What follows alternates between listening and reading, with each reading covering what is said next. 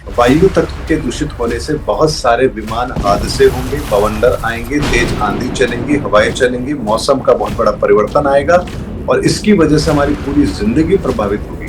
और इसके बाद जो अगला तत्व खराब होता है वो होता है आकाश तत्व। आकाश में असामान्य परिस्थितियों का पैदा होना, जितने भी हमारे सैटेलाइट हैं उनका डिस्टर्ब होना। 500 साल पहले भविष्यवाणी में इसकी बात की गई, तो उस समय तो इंटरनेट नहीं था। कुछ लोग कहेंगे कलयुग की आयु तो 4,32,000 साल है, कोई कहेगा कलयुग तो अभी आरंभ ही हुआ है। कि 30 मार्च 2025 को कलयुग की अंतिम डेडलाइन समाप्त हो चुकी है। धर्म युग का पहला दिन शुरू हो चुका है 30 मार्च 2025 से। सर, अगर हम 30 मार्च 2025 की बात कर रहे हैं कि कलयुग खत्म हो गया है, तो ऐसा भी तो कहा गया था कि कलयुग में कल की अवतार आएंगे। हमारे दिमाग के अंदर कॉन्सेप्ट क्या भर दिया गया है, भगवान मतलब चमत्कार। ऐसे उंगली उठाएंगे सुदर्शन चक्र आ जाएगा। राम विलाप कर रहे हैं, गोद में लक्ष्मण का सिर है और हनुमान से कह रहे हैं इसके प्राण बचाओ। आप बताइए, अब इस पैरामीटर पर आप भगवान कैसे मानेंगे राम को? ईश्वरी ऊर्जा धरती पर आ गई, धरती सहन ही नहीं कर पाएगी। सो कॉल जो कल के अवतार बन के बैठे हैं, धर्म गुरु बन के बैठ गए हैं, हम कल के अवतार है, उन्हें तो कॉन्सेप्ट ही नहीं पता कि अवतार का कॉन्सेप्ट क्या होता है। अवतार कभी ये कहते ही नहीं है कि वो अवतार है। कल की तो एक साधारण मनुष्य बनकर हमारे सबके बीच में मौजूद होंगे। तो राम की पहचान भी उनके कर्म थे, कृष्ण की पहचान भी उनके कर्म थे, तो कल्कि की पहचान भी उनके कर्म ही होंगे। क्या ईद का चांद जब आसमान में होता है, उस दिन हिंदुओं का चांद कहाँ चला जाता है? जब करवा चौथ का चांद होता है, उस दिन मुसलमानों का चांद कहाँ चला जाता है? अगर उस ऊपर वाले ने चांद एक बनाया, तो आपका और हमारा अलग कैसे? अगर ये धरती अल्लाह ताला ने बनाई, तो हिंदू फिर अल्लाह ताला की बिना मर्जी के कैसे बन गए? क्रिप्टो करेंसी वास्तव में रुपया नहीं, ये एक तरीके से ऐसा वैक्यूम है जो पूरी दुनिया की जितनी भी इकोनॉमी है उसको सक करेगा। ब्लैक होल है ये, और जब ये फूटेगा तो पूरी दुनिया कंगाल होती हुई नजर आएगी। नमस्ते दर्शकों, स्वागत है आप सबका एक और नए वीडियो में। आज हमारे साथ जुड़ रहे हैं जयपुर से फेमस एस्ट्रोलॉजर मनोज के गुप्ता जी, जो सनातनी ऋषि के नाम से भी जाने जाते हैं। और ऐसा मैंने इनके बहुत से वीडियोस देखे इनके चैनल पे, इनके द्वारा की गई भविष्यवाणियां लगभग 99% सच होती हैं। तो आज इसीलिए मैं इनके साथ जुड़ी हूँ कि आने वाले समय में क्या भविष्य में हमारे लिखा है, एस्ट्रोलॉजी क्या बताती है, उसके बारे में हम सर से डिटेल में चर्चा करेंगे। सर, आपका बहुत बहुत स्वागत है हमारे प्लेटफॉर्म पर। आपका भी बहुत बहुत धन्यवाद। Thank you sir. सर, आप जो है एक बहुत ही फेमस एस्ट्रोलॉजर हैं और आप जो भविष्यवाणियां कर रहे हैं लगभग वो सही हो रही हैं। अब जैसे कि कल एक विमान हादसा हुआ गुजरात में, उसको लेकर मैं आपकी राय जानना चाहूंगी। प्लस मैं ये भी जानना चाहूंगी कि मैंने ऐसा बहुत सारे वीडियोस में देखा, बहुत सारी आर्टिकल्स पढ़े हैं जिसमें लोग कह रहे हैं कि आने वाले समय में इंटरनेट बंद हो जाएगा। आप इसके बारे में क्या बताना चाहेंगे सर? देखिए, कल जो विमान हादसा हुआ वो निसंदेह बहुत दुखद घटना है, लेकिन मैंने लगभग 2 साल पहले इसकी चेतावनी जरूर दी थी कि वर्तमान के अंदर एयर एलिमेंट जो है, वायु तत्व जो है वो विकृत हो गया है। और वायु तत्व के विकृत होने से फ्रिक्वेंसी लेवल पर जितनी भी चीजें काम कर रही हैं वो डिस्टर्ब होंगी। इस बात को ऐसे समझिए कि अगर सूर्य से कोई सोलर स्ट्रोम उठता है तो हमारी फ्रिक्वेंसी को वो डिस्टर्ब करेगा, हमारे मैग्नेटिक फील्ड को वो डिस्टर्ब करेगा, और उसकी वजह से पूरा इंटरनेट, यहां तक कि हमारी सारी जो इस समय पर व्यवस्थाएं हैं उन सबको धराशायी कर देगा। ऐसे में एक बात को समझना जरूरी है कि इस ब्रह्मांड के अंदर भी हम पंच तत्व की जब बात करते हैं तो इस संसार के निर्माण में भी पांचों तत्व सक्रिय रहते हैं। अग्नि तत्व है, हमारी धरती के लिए अग्नि तत्व का जो रोल है वो सूर्य प्ले कर रहा है। जल तत्व के रोल की हम बात करें तो हमारे पास में वर्षा होती है, सूर्य और चंद्रमा के कारण से जो हमारी ऋतुएं बनती है, मौसम बनता है, उसकी वजह से हमारी धरती पर दूसरा एलिमेंट काम करता है। तीसरा एयर एलिमेंट है, यानी कि जो फ्रीक्वेंसी के लेवल पर काम कर रहा है। तो हमारे चाहे प्लेन हो, हमारा इंटरनेट हो, या जितनी भी चीजें हमारी शॉर्ट वेव है, मीडियम वेव्स है, ये सारी की सारी जो चीजें हैं फ्रीक्वेंसी के लेवल पर हैं। ऐसे में ग्लोबल वार्मिंग की वजह से हमारी धरती का पहला एलिमेंट खराब हो रहा है, वो बहुत लंबे समय से हो रहा है। उसके बाद में दूसरा एलिमेंट खराब होता है, तो जहां जल प्रलय आ रही है, धरती का जल स्तर बहुत नीचे चला गया है, पानी पॉल्यूटेड हो चुका है। आज खेती के लिए जो ग्राउंड वाटर है वो पूरी तरह से पर्याप्त नहीं है, और जहां है वो उस काबिल नहीं है। ये हमारे दूसरे एलिमेंट को हमने खराब किया। उसके बाद जो हमारा धरती तत्व होता है, पृथ्वी तत्व, हमने उसको भी खराब किया, जिसकी वजह से अर्थक्वेक आ रहे हैं, हमारी भूमि बंजर होती जा रही है। ये सारा उसका परिणाम है। इसके बाद चौथा तत्व आता है। तीन तत्व जब विकृत हो जाते हैं तब चौथा तत्व सक्रिय होता है, यहाँ पर वो खराब होना शुरू होता है, और वो है वायु तत्व। और वायु तत्व के खराब होने पर असामान्य आपको बवंडर उठते हुए दिखेंगे। हमारे फ्रिक्वेंसी जो होती है, जिस पर जो भी चीज काम कर रही है, वहां वो डिस्टर्ब होगा। आप देखिए कि अभी हम लोग मोबाइल से कनेक्ट होते हैं तो बहुत ज्यादा कॉल ड्रॉप्स होती हैं। ये सब चीजें इसी वजह से है कि वो फ्रिक्वेंसी लेवल पर जो चीजें डिस्टर्ब हो रही है, ये उसी का परिणाम है। और ऐसे में जो हमारी एयर टेक्नोलॉजी है, जो प्लेन की हम बात करेंगे, एविएशन सेक्टर की जो बात करेंगे हम, इसमें पूरा का पूरा जो मैकेनिज्म है, पूरी जो हमारे इसके अंदर कॉन्सेप्ट है, वो बाय एयर, यानी कि हवा, यानी फ्रिक्वेंसी के लेवल पर है। ऐसे में चौथा तत्व इस धरती का विकृत होना शुरू हो चुका है, और ये उसी का परिणाम है। और ये बात मैंने 2 साल पहले कही थी कि आने वाले समय में इस वायु तत्व के दूषित होने से बहुत सारे विमान हादसे होंगे, बवंडर आएंगे, तेज आंधी चलेंगी, हवाएं चलेंगी, मौसम का बहुत बड़ा परिवर्तन आएगा, और इसकी वजह से हमारी पूरी जिंदगी प्रभावित होगी। अब तो हम केवल उसके परिणाम देख रहे हैं, चेतावनी बहुत पहले मिल चुकी है। और इसके बाद जो अगला तत्व खराब होता है, वो होता है आकाश तत्व। यानी आकाश तत्व के खराब होने से बिजली का चमकना, आकाश में असामान्य परिस्थितियों का पैदा होना, और जितने भी हमारे सैटेलाइट हैं उनका डिस्टर्ब होना, ये सब कुछ होगा। ऐसे में जो आप बात कह रहे हैं कि क्या ऐसा होगा, भविष्यवाणी का में कहा गया अंधेरा छाएगा, ये कोई बहुत बड़ी घटना नहीं है। ये एक ऐसी घटना है जो किसी भी समय हो सकती है। यानी अगर पांचवा तत्व हमारा इस धरती का विकृत हुआ, तो हमारी जितनी भी टेक्नोलॉजी इस समय पर है, वो सारी की सारी 1 मिनट में कोलैप्स कर जाएगी। हालांकि हमने उससे बचने के लिए बहुत सारे साधन अपना रखे हैं, लेकिन जब तक हम उसको ठीक करेंगे, समझ पाएंगे, रास्ता निकालेंगे, तब तक हमें कुछ दिन लग सकते हैं। तो हम उस दरवाजे तक पहुंच रहे हैं जहां पर यह परिस्थिति हमारे सामने आना कोई बड़ी बात नहीं है। लेकिन सबसे महत्वपूर्ण बात क्या है, देखिए, 500 साल पहले भविष्यवाणी में इसकी बात की गई, तो उस समय तो इंटरनेट नहीं था, कुछ भी नहीं था। अगर उस समय रोशनी होती होगी तो दीपक से होती होगी, तेल से होती होगी। तो उस समय पर अगर ये बात की गई कि 7 दिन तक अगर अंधेरा रहेगा पूरी दुनिया के अंदर, तो उसके पीछे का कॉन्सेप्ट उनका यही है, क्योंकि जो ब्रह्म ज्ञानी होते हैं, जो महापुरुष होते हैं, वो तत्व के आधार पर इस प्रकृति को जानते हैं, समझते हैं, प्रकृति के इशारों को भी समझते हैं, और भविष्य में जो प्रकृति के परिवर्तन है उनको वो कैलकुलेट कर भी सकते हैं। इसीलिए अगर उन्होंने भी उस समय पर देखा है कि इस युग के अंदर 2025 का साल, यानी 500 साल बाद वो परिस्थितियां कैसे बनेंगी, तो आसानी से उन्होंने इस चीज को आइडेंटिफाई किया है कि 2025 के बाद, यानी जब शनि उस टेन्योर के अंदर, यानी इस 2025 के टेन्योर के अंदर जब अपनी मीन राशि में प्रवेश करेंगे, जो कि आखिरी राशि है, बृहस्पति की राशि है, तो धर्म की स्थापना के लिए बहुत बड़ा परिवर्तन वो करेंगे।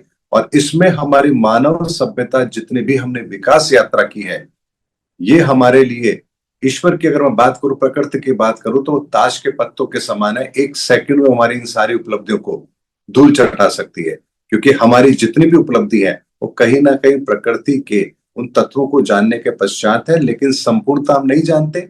इसीलिए इसके क्या इसका रोड मैप है, क्या इसके कायदे कानून है, कहाँ हमारी सीमाएं हैं, इसको बिना समझे यदि हम इस तरक्की को आगे लेकर जा रहे हैं, तो कहीं ना कहीं हमें वो डेड एंड जरूर मिलेगा, जहां हमें रुकना भी पड़ेगा, समझना भी पड़ेगा, और अपने कदमों को दोबारा पीछे लेना भी पड़ेगा। सर आपने बहुत अच्छे से समझाया, क्योंकि मनुष्य ने ये जो 5 तत्व हैं इनको पूरी तरीके से प्रदूषित और दूषित कर ही दिया है, जिसका हम परिणाम और अपने सामने देख रहे हैं। इसी में कंटिन्यू में मैं आपसे जानना चाहूंगी कि सोलर फ्लेयर्स भी बहुत ज्यादा आजकल आ रही हैं, इसके बारे में आप क्या बताना चाहेंगे? ये सब उसी कारण से है। देखिए, ये पंच तत्व की जब हम बात करते हैं, तो ये हमारे शरीर में भी काम करती है, एनवायरमेंट के लेवल पर भी काम करती है, ब्रह्मांड में ग्रहों के लेवल पर भी काम करती है, मैग्नेटिक फोर्स के लेवल पर भी काम करती है। क्योंकि इस ब्रह्मांड का मैकेनिज्म बना ही इस तरीके से है कि 7 एनर्जीज अपने आप में एक दूसरे के साथ इस तरह से कंबाइंड है कि इन्हें अलग किया ही नहीं जा सकता। यही हमारे पांचों ऊर्जाएं, हम इसकी बात करते हैं पंच तत्व की, तो हमारे शरीर में भी काम करती है। हमारी आत्मा अग्नि तत्व का प्रतीक है, हमारा मन जल तत्व का प्रतीक है, हमारा शरीर धरती तत्व का प्रतीक है, हमारे विचार हमारी बुद्धि जो होती है ये वायु तत्व का प्रतीक है, और हमारा ज्ञान, हमारा विवेक ये धर्म का प्रतीक है, यानी पांचवा बृहस्पति का प्रतीक है। ऐसे में फोर्थ एलिमेंट इस समय पर काम कर रहा है इस दुनिया के अंदर, यानी बुद्ध तत्व। और बुद्ध तत्व की जो प्रधानता है वो एयर पर है, यानी कि वायु तत्व पर है। तो वायु तत्व पर जो बुद्ध की प्रधानता है, इस समय पर जितना भी परिवर्तन होगा वो इसी तत्व के आधार पर होगा, और हमारी यही तरक्की सबसे ज्यादा प्रभावित होगी। इसीलिए देखिए कि इंटरनेट की दुनिया हम आज देख रहे हैं, हमने भगवान राम के समय पर नहीं देखी, हमने भगवान कृष्ण के समय पर नहीं देखी, लेकिन हम आज देख रहे हैं, क्योंकि इस धरती पर ये जो एलिमेंट इस समय काम कर रहा है वो समय अभी का है। इसीलिए वायु तत्व के लेवल पर बहुत कुछ होगा, हमारे भीतर भी परिवर्तनों का एक बहुत बड़ा सैलाब उठेगा, जिसे हम युग परिवर्तन कहते हैं। हमारे विचारों के अंदर एक बहुत बड़ा परिवर्तन आएगा, कहीं ना कहीं हमारे विचार उस दिशा में जरूर आएंगे जहां इन विचारों को होना चाहिए। और ये जो विचार हमारे कन्वर्ट होंगे, ये एयर तत्व जिसे हम कहते हैं वायु तत्व, उससे आकाश तत्व पर कन्वर्ट होंगे। यानी कि हमारी बुद्धि के द्वारा जो हम अब तक चीजों को देखते आ रहे हैं, समझते आ रहे हैं, वो यहां से अब ज्ञान लेवल पर शिफ्ट होगी, यानी सनातन के विज्ञान के पैरामीटर पर अब हम अपने कर्मों को जस्टिफाई करेंगे कि क्या ये चीज ठीक है या नहीं है। इसको ऐसे समझिए कि जैसे पहली बार किसी ने प्लास्टिक का आविष्कार किया तो बहुत बड़ी क्रांति थी कि अरे देखो हमको कैसी चीज मिल गई, लेकिन इतने समय यूज करने के बाद आज हम क्या कह रहे हैं कि प्लास्टिक पर्यावरण के लिए अभिशाप है। तो कहीं ना कहीं किसी ना किसी स्टेज पर जाकर के हमें इस चीज का एहसास होता है कि ये लाइन जो जा रही है हमारी, ये कहीं ना कहीं डेड एंड पर लेकर जा रही है। इंटरनेट जब आया हमारे लिए बहुत खुशी की बात थी, लेकिन वहीं आज मोबाइल की लत बच्चों का भविष्य खराब कर रही है, तो हमें उसका एक रूप देखने को मिल रहा है।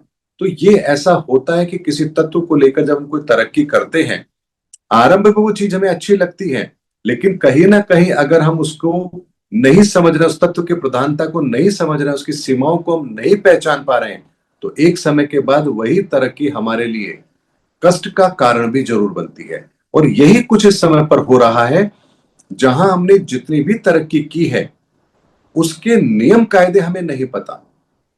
और अगर नियम कायदे नहीं पता है, सनातन का विज्ञान आपको नहीं पता है, तो आपके सामने वो परिस्थिति आएगी जरूर जहां आपको इस पर विचार करना पड़ेगा। जैसे E=mc² एक फॉर्मूला आया, इसने हमारे धरती के लिए बहुत बड़ी क्रांति लेकर आए, यानी कि परमाणु ताकत हम बन गए। हमने न्यूक्लियर पावर से पूरी धरती को ऊर्जा हम दे सकते हैं, लेकिन क्या उसका इस्तेमाल बम के रूप में नहीं हो रहा है? तो हमारी तरक्की यदि सनातन के विचारों को नहीं समझ पा रही है, प्रकृति के नियमों को नहीं समझ पा रही है, तो ये विज्ञान हमें एक दिन अंधकार में जरूर लेकर जाएगा, जहां हमारे सामने ऐसे परिणाम आते हैं जिन परिणामों को देखने के बाद हम ये सोचते हैं कि आखिर हम पहुंचे तो कहां पहुंचे, अब इसके बाद व्हाट नेक्स्ट। तो ये प्रश्न इस समय दुनिया के सामने जरूर आ रहा है, व्हाट नेक्स्ट, अब क्या। हमने जो कुछ हासिल करना था कर लिया, लेकिन अब आगे क्या। ये एक ऐसा प्रश्न है जिसका उत्तर पूरी दुनिया को खोजना पड़ेगा, ये निश्चित है। और इस प्रश्न के उत्तर के बिना हम आने वाली पीढ़ी को कुछ भी नहीं दे पाएंगे। सर, अगर हम बात करें युग परिवर्तन की, तो ऐसे सुनने में आ रहा है कि कलयुग बहुत जल्द समाप्त होकर के हम सतयुग की ओर बढ़ रहे हैं। आप इसके बारे में क्या सोचते हैं? क्या आपको भी लगता है कि युग परिवर्तन का समय आ गया है? देखिए, इस प्रश्न का उत्तर मैं बिल्कुल साइंटिफिक देना चाहूंगा। युग परिवर्तन, कुछ लोग कहेंगे कलयुग की आयु तो 4,32,000 साल है, कोई कहेगा इतनी है, कोई कहेगा कलयुग तो अभी आरंभ भी हुआ है, सतयुग इतने समय का था। सतयुग, त्रेता, द्वापर, कलयुग, ये 4 युग होते हैं। लेकिन यकीन मानिए, सनातन के विज्ञान में ये युग कितना होता है, कितना बड़ा होता है, किस युग की क्या विशेषता होती है, कौन सा युग कब समाप्त होता है तो उसके क्या इंडिकेशन होते हैं, उसके बाद अगला पैरामीटर क्या होता है, उस युग की विशेषताएं क्या होती हैं, ये सब कुछ इतना साइंटिफिक है जिसे आप बहुत आसानी से समझ सकते हैं। अब इसको ऐसे समझ लीजिए, मान लीजिए मैं आपके सामने दूध का एक पात्र रखता हूं, और मैंने कहा ये दूध है, इसी में दही है, इसी में छाछ है, इसी में मक्खन है, इसी में घी है, इसी में पनीर है और इसी में मावा है। तो क्या आप मेरी बात पर यकीन करेंगे? जी कि बिल्कुल। इसी दूध के अंदर इतनी चीजें समाई हुई हैं। जी जी तो जी। क्या ये केवल कथा कहानियों का विषय हुआ या ये एक वैज्ञानिक आधार है? ये एक वैज्ञानिक वैज्ञानिक आधार है आधार, और जी उसके जी। पीछे एक नियम कायदा भी यहाँ पर शामिल होता है। ऐसा नहीं है कि आप अपनी इच्छा से कुछ भी कर लेंगे। आप दूध में से आपको दही निकालना है तो आप कोई भी टेक्निक लगा लेंगे, आपको वही पैरामीटर लगाने पड़ेंगे। इसी तरीके से इस प्रकृति के निर्माण के अंदर भी फिजिक्स के बहुत सारे नियम हैं, सनातन के बहुत सारे नियम हैं। 7 एनर्जीज, 9 डायमेंशन, ये कैसे काम करती है, किस तरह से काम करती है, कौन सा डायमेंशन कब एक्टिव होता है, कब उसका समापन होता है, ये संपूर्ण विज्ञान है। और इस विज्ञान को समझेंगे तो हमें पता लगेगा कि 30 मार्च 2025 को कलयुग की अंतिम डेडलाइन समाप्त हो चुकी है। धर्म युग का पहला दिन शुरू हो चुका है 30 मार्च 2025 से। और ये बिल्कुल साइंटिफिक है, जिसे मैं प्रूव कर सकता हूं। बिल्कुल, आप किसी भी पैरामीटर पर आप ले आइए, मैं इसको प्रूव कर सकता हूं कि ये चीज सही है, क्योंकि ये विज्ञान के पैरामीटर पर है। अगर मेरे सामने अगर कोई चीज आप रखें जो पानी की तरह दिखती है और मैं अगर उसका टेस्ट करूं और मैं कहूं कि ये पानी नहीं है, तो आप साधारण आंखों से देख रहे हैं तो आप मुझे झूठा कहेंगे कि अरे आप तो गलत कह रहे हैं, ये तो देखो बिल्कुल पानी की तरह साफ है। लेकिन क्या हर चीज पानी की तरह दिखने वाली पानी होती है? लेकिन अगर वहां पर मैं आपको H2O के पैरामीटर पर बताऊं कि देखिए इसकी एक बूंद से मैंने आपको इसके प्रॉपर्टीज अलग करके बताई है, इसके तत्व अलग करके बताए, इसमें हाइड्रोजन और ऑक्सीजन नहीं है, तब तो आपको यकीन करना पड़ेगा कि हाँ ये पानी नहीं है। जी जी। जरूरी तो नहीं कि उसको हम जीभ पर रखकर चख करके ही देखें। हम्म। अगर वो साइनाइट हुआ तो, या कोई ऐसा जहरीला हुआ जो आप रखते ही आपकी जिंदगी खत्म हो गई तो क्या इतनी रिस्क के साथ आप उसको टेस्ट करेंगे? तो विज्ञान हमें एक पैरामीटर देता है जहां पर हम उसके पैरामीटर पर चेक कर सकते हैं कि चीज है या नहीं है।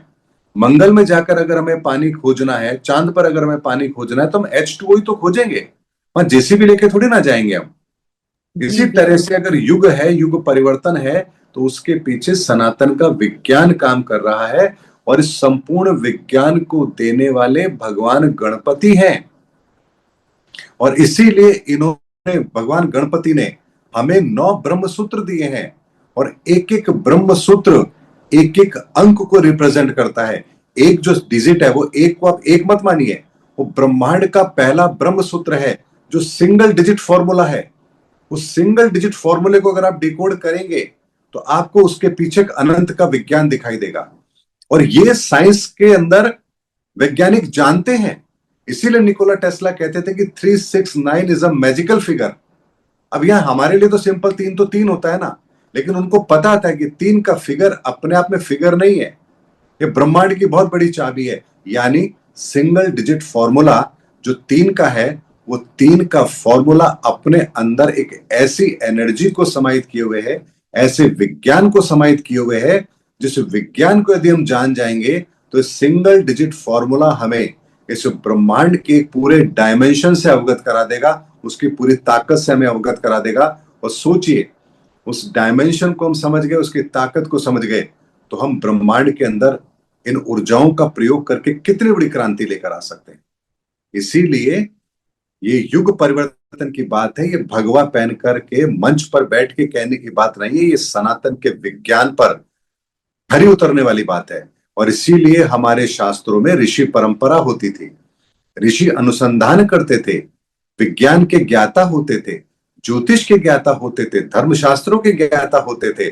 और वो जो चीज कहते थे उसे ही हमारे जीवन के अंदर शास्त्रों के माध्यम से शामिल किया जाता था। तो वो एक तरीके से थीसिस होती थी, पीएचडी होती थी, वो जिन्हें हम वेद शास्त्र कहते हैं। वो किसी व्यक्ति के विचार नहीं होते थे, वो सनातन के पैरामीटर पर आधुनिकता के साथ में पूरे वैज्ञानिक तरीके से लिखी हुई बातें होती थी। अब आज हमारी स्थिति क्या है? जैसे मान लीजिए एक साइंस की कोई किताब आपके और मेरे हाथ में आ जाए, हम साइंस से सब्जेक्ट से कोई मतलब नहीं है, तो वहां हमें ओ लिखा हुआ मिलेगा, H2O मिला लिखा हुआ मिलेगा, N लिखा हुआ मिलेगा, हम कहेंगे पता नहीं क्या है। लेकिन अगर वही किताब किसी साइंटिस्ट के हाथ में लग जाए तो वो 1 सेकंड में समझ जाएगा N का मतलब नाइट्रोजन, O का मतलब ऑक्सीजन, H2O का मतलब पानी। तो उसको डिकोड करने वाला कौन होगा? जो उस विज्ञान को जानता होगा। इसी तरीके से शास्त्रों को लिखने वाले ऋषि हैं, वैज्ञानिक हैं, और उनको डिकोड करने वाला भी जब तक ऋषि और वैज्ञानिक और ज्योतिषाचार्य नहीं होगा, आप शास्त्रों की गहराई को समझ ही नहीं सकते। इसीलिए शास्त्र पढ़ने का विषय नहीं है, शास्त्र समझने का विषय है। वो एविडेंस है हमारे इस ब्रह्मांड के, वो साइंटिफिकली अगर मैं बात करूं तो वो सूत्र है, वो उनको समझना हमें पड़ेगा। इसीलिए युग परिवर्तन तो ये चल रहा है, धर्म युग आरंभ हो चुका है। 30 मार्च 2025 का दिन कलयुग का अंतिम दिन था, और मैंने कहा था कि 30 मार्च 2025 के बाद दुनिया के अंदर परिवर्तन बहुत तेजी से होंगे। धर्म स्थापना है तो अधर्म अब टिकेगा नहीं। और आप खुद सोच लीजिए, आज हम 3 महीने के बाद बात कर रहे हैं। अप्रैल चला गया, मई चला गया, जून हमारे साथ में चल रहा है। 2.5 महीने भी नहीं हुए हैं, हम जो परिवर्तन देख रहे हैं, हम जो घटनाएं देख रहे हैं दुनिया के अंदर, वो कितनी विचित्र और कितनी तेजी के साथ हो रही है। ये धर्म युग का प्रमाण है, शास्त्रों के आधार पर है, वैज्ञानिक आधार पर है।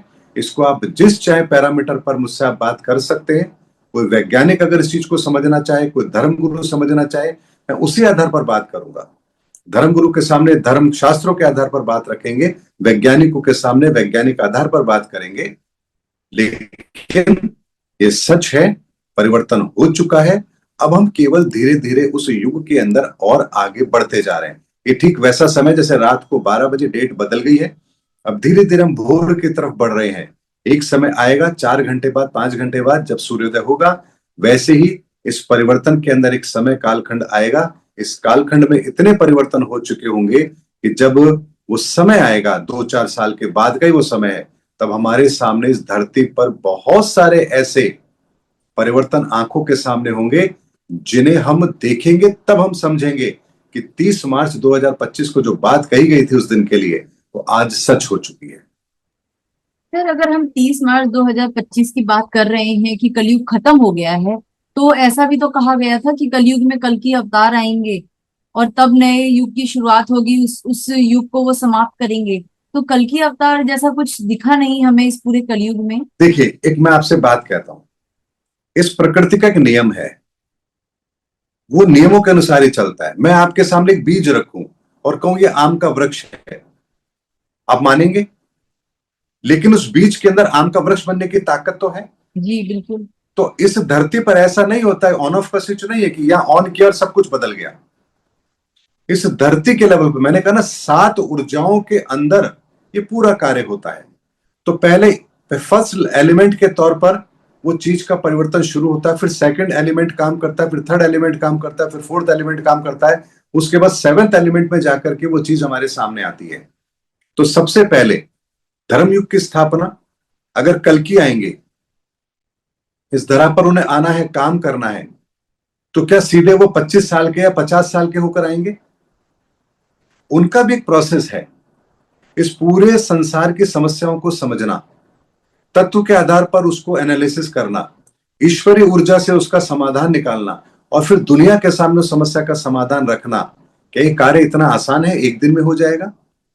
हमारे दिमाग के अंदर कॉन्सेप्ट क्या भर दिया गया है, भगवान मतलब चमत्कार, ऐसे उंगली उठाएंगे सुदर्शन चक्र आ जाएगा।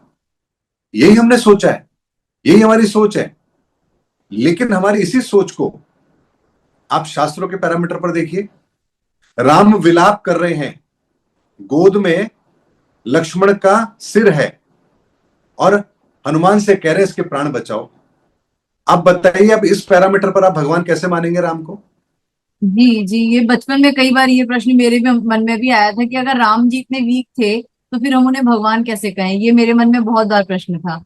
जी, तो आप समझिए, वो भगवान ऊर्जाओं के लेवल पर है, लेकिन इस धरती पर आकर जब काम करेंगे तो प्रकृति के नियमों के अनुसार करेंगे।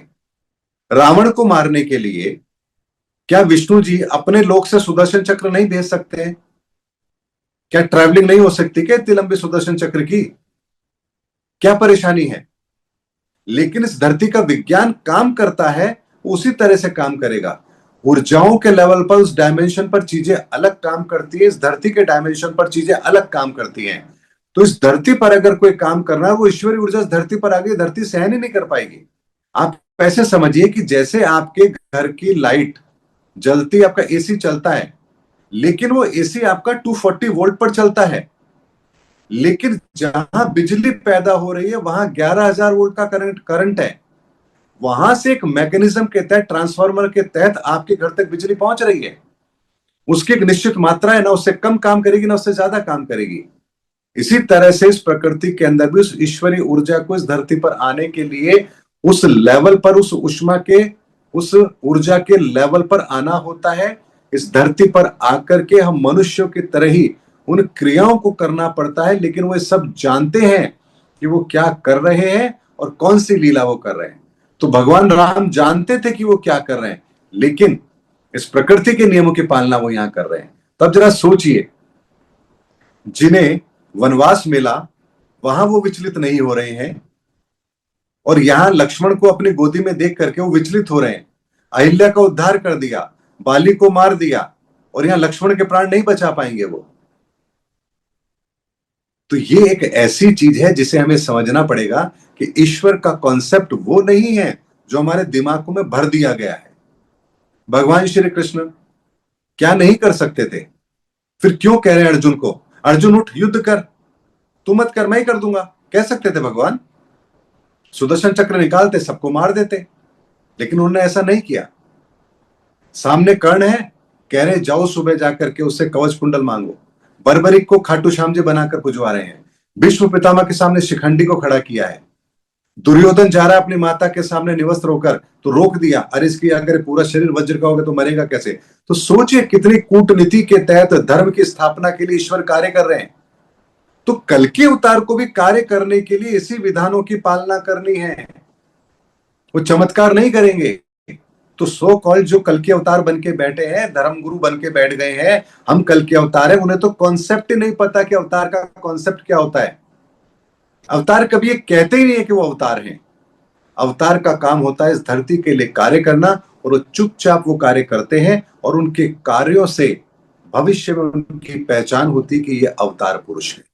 तो कल्कि तो अपना कार्य कर रहे हैं, कल्कि अपना कार्य करना आरंभ कर चुके हैं। ऐसे में जब इस धर्म की स्थापना हो चुकी होगी, तब लोगों को समझ में आएगा कि कल्कि कौन है। कल्कि तो एक साधारण मनुष्य बनकर हमारे सबके बीच में मौजूद होंगे। आप और हम तो पहचान भी नहीं पाएंगे कौन कल्कि है, लेकिन उनकी सोच, उनका कार्य और उनकी ऊर्जा का स्तर इस धरती के किसी भी मनुष्य से बहुत ऊपर का होगा। तो ऐसे में आपकी जो समस्या है, उस समस्या का समाधान कल्कि के पास क्या होगा? ये वो समाधान होगा जो इस धरती पर किसी के पास नहीं होगा।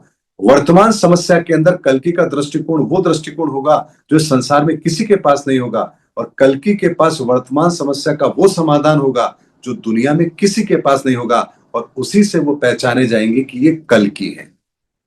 ना वो नाम से जाने जाएंगे, ना वो माता पिता के नाम से जाने जाएंगे, ना किस शहर में पैदा हुए उससे जाने जाएंगे, ना कोई हाथ के, हथेली के, मस्तक के चिन्हों से पहचाने जाएंगे। वो केवल और केवल कार्य से पहचाने जाएंगे, और उनके कार्य जो होंगे वो आम जनता के लिए कोई मायने नहीं रखेंगे। क्योंकि आज की डेट में हर इंसान को अपनी समस्या से मतलब है, वो दूसरों की समस्या से मतलब ही नहीं रखना चाहता। लेकिन कल्कि का जो कार्य होगा वो तो पूरी दुनिया की समस्या के लिए होगा। तो उनके उस कार्य से किसी को कोई लेना देना नहीं होगा, लेकिन वो धर्म स्थापना के लिए वो कार्य कर जरूर रहे होंगे, क्योंकि उन्हें पता है कार्य कहां करना है, समस्या कहां है, और समाधान कहां देना है। तो एक कोई छोटी बात नहीं है। कल्कि की एनर्जी को समझ पाना, उनके कार्य को समझ पाना, ये संभव ही नहीं है। इसीलिए दुनिया तो केवल इंतजार करती रहेगी, कोई महापुरुष आएंगे, सफेद घोड़े पर आएंगे, तलवार लेकर आएंगे, उनका इंतजार युगों युगों तक चलता रहेगा। लेकिन जब उनके सामने कुछ दूसरे एविडेंस आएंगे कि कल्कि तो ये थे, तो उनके पास में कोई प्रश्न नहीं होगा, केवल हाथ मलने के अलावा, क्या राम तो आए थे लेकिन हम ही नहीं पहचान पाए। बहुत सुंदर आपने बात कही सर, क्योंकि जाहिर सी बात है कलयुग में अगर कोई धोती और मुकुट पहने आएगा तो उसको स्वीकार करना भी थोड़ा टफ हो जाता है कि ये भगवान के रूप हैं। और आज जिस हिसाब से धर्म की लड़ाई चल रही है, अगर कोई धोती और मुकुट पहनकर और कोई गदाधारी या कोई ऐसा स्वदर्शन चक्र लेकर कोई भगवान प्रकट भी हो जाते हैं, तो लोग तो अपने धर्म युद्ध में इसी में फंसे रहेंगे कि ये तेरा भगवान है कि मेरा भगवान, मैं इसे स्वीकार नहीं करता, तो ये कलयुग तेरा खत्म हो रहा है, मेरा तो नहीं खत्म हो रहा। बिल्कुल यही होगा। अच्छा एक बात बताइए, भगवान राम ने राजा के वस्त्र पहने तभी वो राम थे? नहीं, वो जंगल में उन्होंने वो। तो उन्होंने तो वनवासी के बिल्कुल कपड़े पहने तब भी बिल्कुल राम थे। बिल्कुल। कृष्ण ने मुरली बजाई तब भी कृष्ण थे। जी। माखन चुराया तब भी कृष्ण थे। बिल्कुल। सारथी बने तब भी कृष्ण थे। हम्म। तो आप बताइए, कृष्ण की पहचान क्या थी? वस्त्र? कृष्ण के अलग अलग रूप थे उनके। उनका उनके चेहरा? अलग। नहीं, उनके उनका कार्य। कार्य, उनकी बिल्कुल सोच, बिल्कुल। वही उनकी पहचान थी। तो हम्म। राम की पहचान भी उनके कर्म थे, कृष्ण की पहचान भी उनके कर्म थे, तो कल्कि की पहचान भी उनके कर्म ही होंगे। कोई दूसरी पहचान हो ही नहीं सकती। जी जी, बहुत सुंदर आपने बात कही सर। इसी को आगे बढ़ाते हुए आप, मेरे मन में एक और उत्सुकता है, वो आपके सामने रखती हूँ। अब जैसे आपने बताया कि कलयुग खत्म हो गया, 30 मार्च उसकी लास्ट डेट थी, और अब हम नए युग की तरफ बढ़ चले। जैसा हमने बुक्स में पढ़ा या हमने जैसी पिक्चरों में देखा है, वीडियोस में देखा है कि एक स्वर्णिम युग होगा, सतयुग आएगा, स्वर्णिम युग होगा, एक घाट पर चीता और हंस साथ में रहेंगे, कोई लड़ाई झगड़ा, कोई मतलब मारपीट नहीं होगी, बिल्कुल शांति का युग होगा, एक सुंदर सुनहरा युग होगा। तो क्या जो आने वाला समय, क्योंकि अभी जैसा हम चारों ओर देखते हैं दृश्य, ऐसा कुछ दूर दूर तक दिखाई देता नहीं, तो आपको क्या लगता है, सतयुग वाकई ऐसा आने वाला है, या इसमें ऐसे ही दुनिया साफ होते होते ही सतयुग बनेगी? देखिए, एक बात मैं आपके सामने बहुत सुंदर शब्दों में रखने की कोशिश करता हूं। हम कह रहे हैं कि जब धर्म युग आएगा, कुछ लोग कहते हैं सतयुग, वैसे उसका नाम धर्म युग है। जी जी। जब धर्म युग आएगा तो शांति होगी, हंस और जो भी है वो साथ साथ होंगे, एक ऐसा माहौल होगा। ऐसा माहौल कब होगा, कैसे होगा, जरा इस पर विचार कीजिए। उस समय ऐसा क्यों होगा, क्या कारण है? अगर मैं आपसे कहूं, एक छोटा सा एग्जांपल लेते हैं। आपकी पहचान, तो आप अपनी कई पहचान बताएंगे। मेरा नाम सोनम गुप्ता है। अब गुप्ता लगा दिया तो पता लग गया कि आप वैश्य समाज से आते हैं। सोनम नाम है, गुप्ता है, आप महिला हैं। आपकी एक पहचान होगी कि आप डॉक्टर हैं, इंजीनियर हैं, या क्या हैं। आप भारतीय हैं। ये आपकी बहुत सारी पहचान है। लेकिन ईश्वर की निगाह में आपकी पहचान क्या है? हम जी कहते जी। हैं ये मुसलमान है, हम कहते हैं सिख है, ये ईसाई है, ये जैन है। तो एक बात बताइए, ईश्वर की निगाह में हमारी पहचान क्या है? उसकी निगाह में तो हम मात्र एक आत्मा ही हैं, उसी के बनाए, उसी के बच्चे हैं। जी। तो ये बात हमें पता है, हम मानते भी हैं, लेकिन फिर विश्वास क्यों नहीं करते? विश्वास इसलिए नहीं करते क्योंकि ये सच्चाई अभी तक शब्दों के रूप में हमारे सामने है, इसको वास्तविक रूप में हमारे सामने नहीं रखा गया है। इसीलिए एक बात को समझते हैं हम कि हमारी पहचान आत्मा है। और जब कोई व्यक्ति ऐसा हो जो हमें ये बता दे कि हमारी पहचान जो आत्मा है वो किस आधार पर है, ऐसा आधार जो हर धर्म के अंदर मान्य हो, इस्लाम के अंदर उस आधार को माना जाए, ईसाई धर्म में उस आधार को माना जाए, हिंदू धर्म में उस आधार को माना जाए, तो क्या हमारा भेदभाव समाप्त नहीं होगा? बिल्कुल हो जाएगा। क्या ईद का चांद जब आसमान में होता है, उस दिन हिंदुओं का चांद कहां चला जाता है? सही बात है। जब करवा चौथ का चांद होता है, उस दिन मुसलमानों का चांद कहां चला जाता है? बिल्कुल बिल्कुल। हाँ। तो भाई जरा पूछ कर देखो, ढूंढ के लाओ, आपका ईद का चांद एक ही दिन क्यों आता है? बाकी दिन कहां चला गया? क्या हमारे चांद को यूज कर रहे हो, या तुम्हारे चांद को हम यूज कर रहे हैं? अगर उस ऊपर वाले ने चांद एक बनाया, तो आपका और हमारा अलग कैसे? अगर ये धरती अल्लाह ताला ने बनाई, तो हिंदू फिर अल्लाह ताला की बिना मर्जी के कैसे बन गया? अगर ये धरती परमात्मा ने बनाई, तो बिना परमात्मा की मर्जी के मुसलमान कैसे बन गया? तो क्या परमात्मा से बड़ी कोई शक्ति है जिसकी मर्जी के बिना मुसलमान बन गया? वास्तविकता यह है कि हमें इस धरती पर केवल और केवल मनुष्य योनि के अंदर आत्मा की पहचान के साथ भेजा गया। हमारी जाति मनुष्य है, हमारी पहचान आत्मा है, और हमारा धर्म सनातन है। ये तीन पहचान हमारी है। इसके अलावा ना हमारी पहचान थी, ना है, ना होगी। इसीलिए ईश्वर की निगाह में हम केवल और केवल आत्मा तत्व हैं। आत्म तत्व मतलब उसी परमात्मा का एक छोटा सा अंश आत्मा, यानी उसी एनर्जी का छोटा रूप, जिसे हमने आत्मा कहा। इस्लाम में उसे अल नूर कहा। नूर यानी ईश्वर, अल नूर यानी आत्मा। शब्दों का फेर है, बाकी चीज वही है। तो जिस दिन हमने अलनूर को और आत्मा को दोनों को देख लिया, समझ लिया, उस दिन हमारा भेद खत्म हो जाएगा। ऐसे में इस बात को हमें समझना पड़ेगा कि जब धर्म स्थापना का समय है, धर्म युग का समय है, तो धर्म, एक सच्चा धर्म यदि हमारे सामने होगा तो फिर हमारे मन के अंदर कोई भेद हो नहीं सकता। ये तब तक है जब तक हम अपनी आंखों पर पट्टी बांधे हुए हैं, और बहुत जल्द हमारे आंखों से पट्टी उतरने वाली है, जहां हम धर्म को धर्म के चश्मे से देखना शुरू करेंगे। अभी धर्म को व्यापार के चश्मे से देखा जाता है, स्वार्थ के चश्मे से देखा जाता है। जो जितना कट्टरपंथी विचारधारा का होगा, उतने ही लोग उसके पीछे लगे होंगे और वो उतना ही बड़ा अपना उल्लू सीधा कर रहा होगा। उसको धर्म से कोई लेना देना नहीं, उसे केवल धर्म का व्यापार करना है। इसीलिए धर्म युग के अंदर ये परिभाषाएं बदलेंगी, लोगों को सच्चाई पता लगेंगी, और यही तो काम कल्कि का होगा। अब आप देखिए, हम महापुरुषों की पहचान कैसे करेंगे? मान लीजिए आपकी एक अलमीरा है, 4 जनों ने उस पर दावा ठोक दिया कि अलमीरा मेरी है। अब बड़ा दुविधा की बात आ गई कि किसकी अलमीरा है। अब आपसे पूछेंगे आपकी, आप कहोगे हाँ मेरी है, उससे पूछेंगे वो कहेगा मेरी है, उससे। तो यहां पर एक प्रश्न आना चाहिए, अच्छा जिसकी भी अलमीरा है, बताओ इसमें क्या रखा है? जिसकी होगी वो बता पाएगा। जिसकी होगी वही बताएगा कि इस अलमीरा में यहां है। ऐसे ही कोई कहता है मैं धर्मगुरु, मैं धर्मगुरु, जब धर्म स्थापना का समय आएगा वो कहेगा अच्छा ये धर्म क्या, इसकी सच्चाई क्या, ये धरती कैसे बनी, वो प्रमाण मांगेंगे जो प्रमाण आपके पास होंगे ही नहीं। लेकिन अगर वो युग पुरुष है तो उनके पास वो प्रमाण होंगे। आपकी अलमीरा तो आप कहोगे इसके टॉप फ्लोर पर यहां पर मेरी ये साड़ी रखी है, ये ड्रेस रखी है, इतने पैसे रखे हैं, इतनी ज्वेलरी यहां रखी है, ये रैक खाली है, आप सब कुछ बता दोगे। जब आपके सामने खोला जाएगा और सब कुछ वैसा होगा, तो बाकी 3 को आपको समझाने की जरूरत नहीं कि अलमीरा किसकी है, फैसला आपके पक्ष में होगा। ऐसे ही जो इस्लाम बना, जो जैन धर्म बना, जो ईसाई धर्म बना, हमारी हिंदू धर्म, सनातन धर्म की संस्कृति है, इसके मूल में क्या है, किस आधार पर बना, किस सच्चाई के आधार पर बना, उसके सनातन गुण क्या है, जब ये सच्चाई दुनिया के सामने आएगी तो सच्चाई रखेगा कौन? कौन रखेगा? क्या साधारण इंसान के बस की बात है ये? नहीं नहीं। अगर मैं जैसे आपसे एक बात कहूं, इस्लाम के अंदर बात आती है कि मोहम्मद साहब को कुरान नाजिर हुई, आसमान से उतरी। अब बहुत लोग कहेंगे ऐसा कैसे हो सकता है? तो अगर वर्तमान के अंदर, अगर किसी के जीवन के अंदर इसी पैटर्न पर अगर कोई चीज उतरे, तो आपको यकीन करना पड़ेगा ना कि हाँ, उस समय भी ऐसा हो सकता है जो अगर आज हुआ है तो। हाँ बिल्कुल बिल्कुल।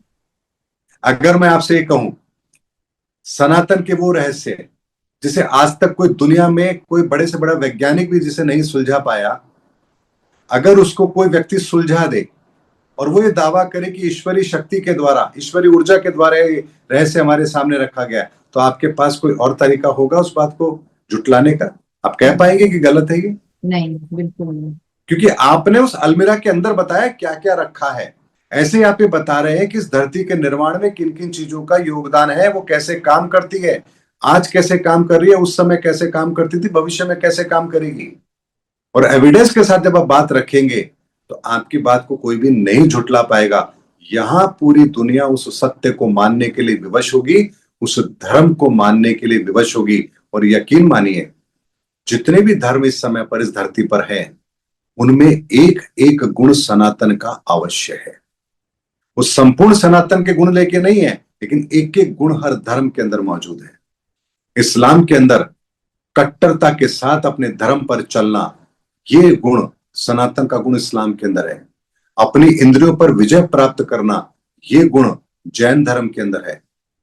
अपने जीवन को बेहतर बनाना, ईश्वरीय सत्ता के अधीन रह करके फिर अपने जीवन को निर्वाण करना, ये सनातन का गुण हमारे हिंदू धर्म का गुण है। परमार्थ की भावना को रखना, ये ईसाई धर्म का गुण है, सनातन का। अपने गुरु के आदर्शों पर चलना, ये सिख धर्म का गुण है। ये आप सोचिए, ईसा मसीह सूली पर टंगे और कह रहे हैं ईश्वर ने माफ कर देना क्योंकि नहीं जानते क्या कर रहे हैं।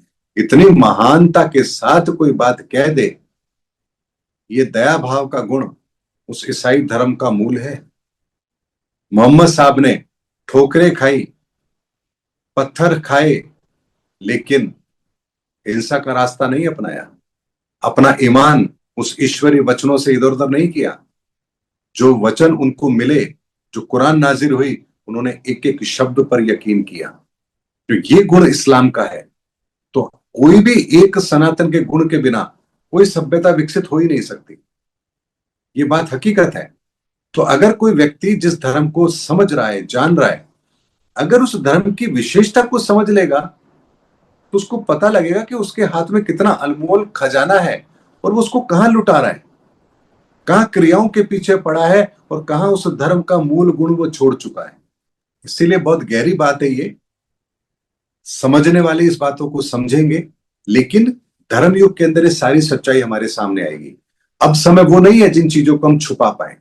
आपने बहुत सचमुच बहुत गहरी बात कही सर। आज बहुत सारी हम धर्म के बारे में हमेशा बात करते हैं लेकिन कभी ये नहीं समझ पाए। और हम कहते भी हैं कि हर धर्म का जो मूल बेस है वो सनातन है, सनातन से ही सारे धर्म बने। लेकिन आज जैसे आपने एक एक गुण बताए, वाकई में सोचने वाली बात है कि हाँ, सनातन अगर रूट है तो हर पत्ते में कहीं ना कहीं उस जड़ का प्रभाव तो होगा ही होगा। तो बहुत अच्छी बात बिल्कुल है। होगा, बिल्कुल हाँ होगा। जी। सर, इसी में अगर मैं आगे बढ़ूं, और आपने बताया कि अब हम धर्म युग की ओर बढ़ रहे हैं, तो अगर मैं बात करूं पैसों की, करेंसी की, तो आज कलयुग में हमने नोट देखे थे जो कागज के नोट होते हैं। और अगर हम पुराने, जब भी हमारी खुदाई होती है या पुराने जो हम चीजें देखते हैं, तो वहां सिक्के चला करते थे। जब एक जमाना था, जैसे सिक्कों का जमाना था, करेंसीज होती थी। और आज हम देख रहे हैं कि क्रिप्टो करेंसी की तरफ हम बढ़ रहे हैं। नोट हम छोड़ रहे हैं, क्रिप्टो करेंसी की ओर बढ़ रहे हैं, डिजिटलाइजेशन की ओर बढ़ रहे हैं। तो क्या ये धर्म युग की ही स्थापना का ही एक पहलू नहीं माना जाएगा? नहीं, ऐसा नहीं है। देखिए, जो धन की जब हम बात करते हैं, इसे वस्तु विनिमय कहते हैं। वस्तु विनिमय में आपने अपनी मतलब की चीज है वो ली, और जो उसके मतलब की चीज है वो उसको दे दी। लेकिन एक सीमित जगह पर इसका व्यापार होता था। फिर उसके बाद में राजाओं ने सिक्के चलाए। सिक्कों के अंदर सोने चांदी के सिक्के चलते थे। अब सोने चांदी के सिक्कों से हम आ गए कागज की करेंसी पर। कागज की करेंसी पर इसलिए आ गए कि अगर सोने चांदी के सिक्के मार्केट में चलेंगे, वैल्यू बढ़ जाएगी, लोग उसको गला देंगे, काम में ले लेंगे। तो यहां पर आपके 1 रुपए की वैल्यू भी रोज फ्लक्चुएट करेगी। मान लीजिए कि आपका चांदी का सिक्का है, चांदी की वैल्यू ज्यादा हो रही है, तो आपके 1 रुपए की वैल्यू भी आपकी ज्यादा हो रही है। तो ये कहीं ना कहीं उस किसी भी राष्ट्र के लिए ठीक नहीं। रुपए की वैल्यू फिक्स होनी चाहिए। इसीलिए उन्होंने क्या किया कि सारा सोना चांदी तो अपने पास रखा। अब चूंकि उनके पास है, राजा है, तो उनकी बात पर भरोसा किया जा सकता है।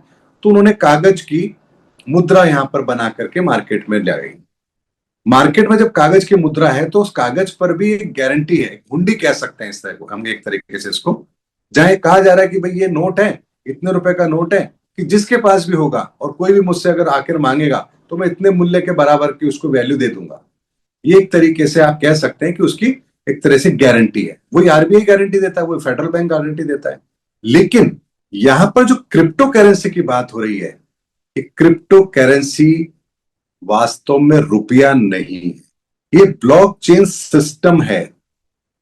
$1 का बिटकॉइन आज आपका बढ़ करके $1 लाख से ऊपर का हो गया है। अब इसको ऐसे समझिए, अगर मान लीजिए जिस समय $1 का एक बिटकॉइन था, उस समय पर आपने $1 को रखा, आज उस बिटकॉइन की वैल्यू हो गई $1 लाख से ऊपर। तो क्या उस $1 की वैल्यू भी $1 लाख से ऊपर हो गई है? वो तो आज भी $1 के नोट है। लेकिन जो इतनी बड़ी वैल्यू एडिशन जो क्रिप्टो में हुई है, ये एक तरीके से ऐसा वैक्यूम है जो पूरी दुनिया की जितनी भी इकोनॉमी है उसको सक करेगा। ब्लैक होल है ये, और ये बहुत बड़ा बबल है। ये बहुत जल्दी फूटने वाला है, और जब ये फूटेगा तो पूरी दुनिया कंगाल होती हुई नजर आएगी। लेकिन अब एक बात को समझते हैं, डिजिटल करेंसी और क्रिप्टो करेंसी के अंदर क्या फर्क है। डिजिटल करेंसी होनी चाहिए, वो होती है, तो इसमें कोई दिक्कत नहीं है। लेकिन डिजिटल करेंसी पूरी तरह से स्पेकुलेशन है। डिजिटल करेंसी और क्रिप्टो करेंसी में क्या फर्क है, बात समझिए। आपका $100 का नोट जो कागज में है, वो कागज में ना होकर इलेक्ट्रॉनिक फॉर्म में हो, तो क्या दिक्कत है? कोई दिक्कत नहीं है। कागज का नोट आपकी जेब में है, अब आपके मोबाइल के अंदर, आपकी वॉलेट के अंदर वो 100 का नोट है। यानी अभी तक मान लीजिए हम डिजिटल करेंसी की जब बात करते हैं, तो जो करेंसी, जो 100 का नोट हमारे कागज के अंदर है, वो डिजिटल रूप में है। जी जैसे हमारे शेयर्स होते हैं, पहले शेयर सर्टिफिकेट आते थे, अब आपके शेयर सर्टिफिकेट ना आकर आपकी इक्विटी जो होती है वो डीमेट अकाउंट में होती है। तो आप एक डीमेट अकाउंट में अपने 10 शेयर, 5 शेयर बेच ही सकते हैं ना। ट्रेडिंग जो होती है वो बकायदा उसी तरीके से होती है, एक एक चीज आपस में मैच करती है, किसने बेचा किसने खरीदा, हवा में नहीं होती ये चीजें। तो अगर डिजिटल करेंसी आती है तो ये अच्छी बात है, लेकिन डिजिटल करेंसी कोई लाएगा नहीं। क्यों नहीं लाएगा? क्योंकि अगर डिजिटल करेंसी आप ले आए तो ब्लैक मनी रहेगी नहीं, प्रॉब्लम ही सॉल्व हो जाएगी। और जो भी बड़े नेता हैं, उनको राजनीति में इसलिए आना है ताकि पैसे कमाएं। तो पैसे कमाएंगे तो रखेंगे कहां? डिजिटल करेंसी हो गई तो आरबीआई ने अगर 1 करोड़ नोट छापे हैं, मतलब डिजिटल में रखे हैं, तो उनको तो 1 सेकंड में, एक बटन में पता लगेगा कि किस वॉलेट में कितने नोट रखे हुए हैं। यानी ये तो वो बात हो गई कि गवर्नमेंट को ये पता है कि आपकी जेब में जो 100 का नोट पड़ा है वो किस नंबर का है, और अभी आपके पास है, और आपने जिस सेकंड किसी दूसरे को दिया उसके पास चला गया। तो इतनी ट्रांसपेरेंसी के साथ तो कौन सी गवर्नमेंट काम करना चाहेगी? ये तो सत्युग लाने वाली बात हो जाएगी। तो डिजिटल करेंसी का होना ये अच्छी बात है, और दुनिया अगर डिजिटल करेंसी लाती है तो बहुत अच्छी बात है। पूरी दुनिया से ब्लैक मनी समाप्त होकर के एक नंबर में ईमानदारी से काम होने वाला रास्ता हो सकता है, लेकिन गवर्नमेंट ऐसा करेगी नहीं, क्योंकि गवर्नमेंट का भी एक बहुत बड़ा तबका, नेताओं का एक बहुत बड़ा तबका ब्लैक मनी जनरेट करता है, रिश्वत चलती है। आपको सब पता है, सच्चाई है। कोई कहे जी नहीं ये बात गलत है, तो वो झूठ बोल रहा है, मैं झूठ नहीं बोल रहा। ऐसे में डिजिटल करेंसी हो तो बहुत अच्छा कदम है, लेकिन क्रिप्टो करेंसी इस पूरी दुनिया की इकोनॉमी को दीमक की तरह खा जाएगा और हमें पता भी नहीं लगेगा। और ये बहुत बड़ा स्कैम है, ये जो क्रिप्टो करेंसी है, ये स्कैम जिस दिन दुनिया के सामने आएगा, उस दिन दुनिया हाथ मलती रह जाएगी कि हमारे सामने जो चीज क्रिएट हुई है, अब इसका कोई समाधान दुनिया में किसी के पास नहीं है। सर, जैसे अभी हम युग परिवर्तन की बात कर रहे हैं, तो मैंने देखा है कि आज अगर हम दुनिया को दो हिस्सों में बांट दें, तो 80% लोग तो माया की दुनिया में फंसे हैं, वही अपनी जो रोजमर्रा की जिंदगी और इन सब चीजों में अपना जीवन यापन कर रहे हैं। 20% लोगों को देखूं तो लोगों के अंदर अवेकनिंग हो रही है, लोग जाग रहे हैं, धर्म नहीं कहेंगे, परमात्मा से जुड़ रहे हैं, अपनी संस्कृति को वापस समझ रहे हैं। तो क्या ये भी धर्म परिवर्तन का ही एक रूप माना जाए? देखिए, अवेकनिंग हर व्यक्ति के लिए जरूरी है। हम क्या कमा रहे हैं? हम पैसा कमा रहे हैं या गुण कमा रहे हैं? अगर हम गुण कमा रहे हैं तो वो दौलत हमारी जिंदगी से कभी वापस जा नहीं सकती, हम कभी कंगाल हो नहीं सकते। लेकिन अगर हम पैसा कमा रहे हैं तो वो पैसा तो आज हमारे पास है, कल किसी और के पास होगा। आज हम बहुत अच्छी पोजीशन पर हैं, कल हम कंगाल हो सकते हैं।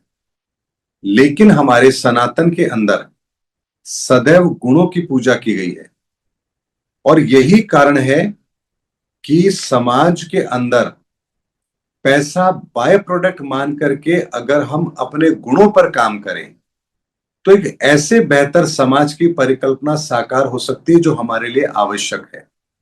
आप इस बात को ऐसे समझिए, एक व्यक्ति डॉक्टर बन रहा है, किस लिए बन रहा है? इसलिए कि उसे लोगों की सेवा करनी है, आज उसे की डेट रोगों में का तो उपचार देना है, आज की या डेट उसे में बहुत पैसे बड़ा कमाने हैं। हॉस्पिटल खोलना है और पैसे कमाने हैं। पैसे ही कमाने हैं। तो जो व्यक्ति पैसे कमाने के लिए डॉक्टर बन रहा है, क्या वो समाज का भला करेगा? वो नहीं। कब चाहेगा कि समाज के अंदर लोग बीमार ना हो? वो कब चाहेगा कि समाज के अंदर हॉस्पिटल खाली हो जाए, लोग आए ना, स्वस्थ रहें? वो तो चाहेगा कि कोई व्यक्ति अगर जुकाम के अंदर भी आया है तो उसको कम से कम 10-20 हजार रुपए का बिल तो बना दिया जाए। जी बिल्कुल, ये हो भी रहा है। तो ये हमारी सोच जो है वो पैसों के ऊपर अगर आधारित हो गई है, तो हम कभी भी समाज के लिए वो कर ही नहीं पाएंगे जो हमें करना चाहिए।